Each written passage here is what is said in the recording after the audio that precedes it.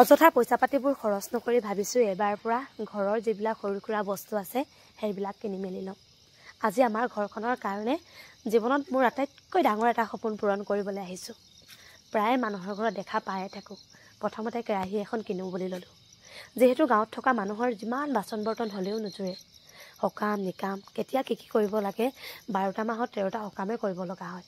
সেইটোকে ভাবিলোঁ এখন ধুনীয়া কেৰাহী কিনি লওঁ। আৰু অনুৰাগৰ জন্মদিনত আমাৰ ধুনীয়া কেৰাহী এখন ফুটিও গৈছিলে। সেইটোকে দাদাজনক দেখাইছোঁ যে এই কেৰাহীখন এনেকুৱা কিবা প্ৰব্লেম নহয়তো বুলি। ভবামতেই কাম হ'ল। কেৰাহীখন পানী দি চালোঁ, চাওকচোন কেনেকৈ ফুটা হৈ গ'ল। লোহৰ বয়বস্তুবিলাক ল'লে এই কাৰণতে ভয় লাগে আৰু ইমান ধুনীয়াকৈ থ'ব লগা হয়। কেৰাহীখন ফুটা হোৱা দেখি ভাবিলোঁ যে ইয়াতকৈ অকণমান ডাঙৰ চাইজৰ এখনকে কিনো। আৰু এফালে আকৌ তাতকৈ অকণমান ডাঙৰ এখন দেখাই দিলে আৰু এইখন কেৰাহী লৈ মেলিয়ে দাম দৰ পতাওঁগৈ বুলি ল'লোঁ।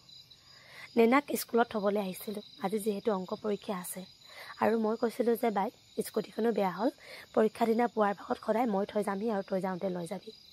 ছোৱালীজনী ভালদৰে মেট্ৰিক পাছ কৰিলে জীৱনটোত বহুত শান্তি পাম। আৰু এইফালে এতিয়া পানী দি ইখনতো চালোঁ। সিখন কিন্তু ঈশ্বৰৰ কৃপাত ধন্যবাদ জনালোঁ যে এই কেৰাহীখন ফুটা নহয়। বহু সময় পানী দি জোপ লৈ আছোঁ। যদি কেনেবাকৈ ফুটা হয় আকৌ ঘূৰাবহি লাগিব বা আকৌ লোকচান হ'ব। এখন কেৰাহী 3035 টকা তলত যিহেতু নেপায়।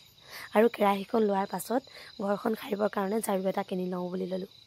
ঝাৰুটো কিনাৰ পাছতে মোৰ জীৱনৰ আটাইতকৈ হেঁপাহৰ বস্তুটো জানেনে? এই চাহ বনোৱা কেটলিটো লগতে এটা মিক্সাৰ মেচিন। মিক্সাৰ মেচিনটো মই চলাবলৈ ভয় কৰোঁ। বাইহঁতৰো আছে, মাহঁতৰো আছে। বলেনে ক'লে যে দেৱ এবাৰ তুমি লৈয়ে লোৱা। সৰিয়হ বিক্ৰী কৰা পইচাৰ পৰা তুমি ইয়াত মোক দি দিলেও হ'ব। আৰু সঁচাকৈ মনটো একদম ভাল লাগি গ'ল। ঘৰখনত আলহী অতিথি প্ৰায় আহে আৰু পতাত পিচি থাকিবৰ কাৰণে সময়ো লাগে।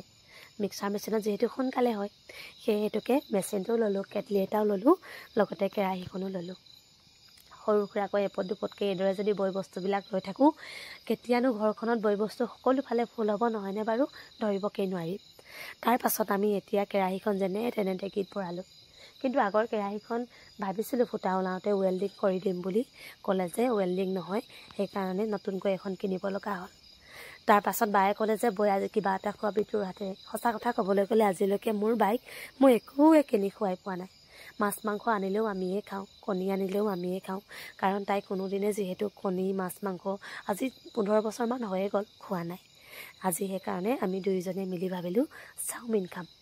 আৰু মই যিহেতু চিকেন খাওঁ, বায়ে যিহেতু নিৰামিষ, সেইকাৰণে আমাৰ দুয়োজনীৰ বাবে হাফ হাফকৈ 2 প্লেট আনি দিলে।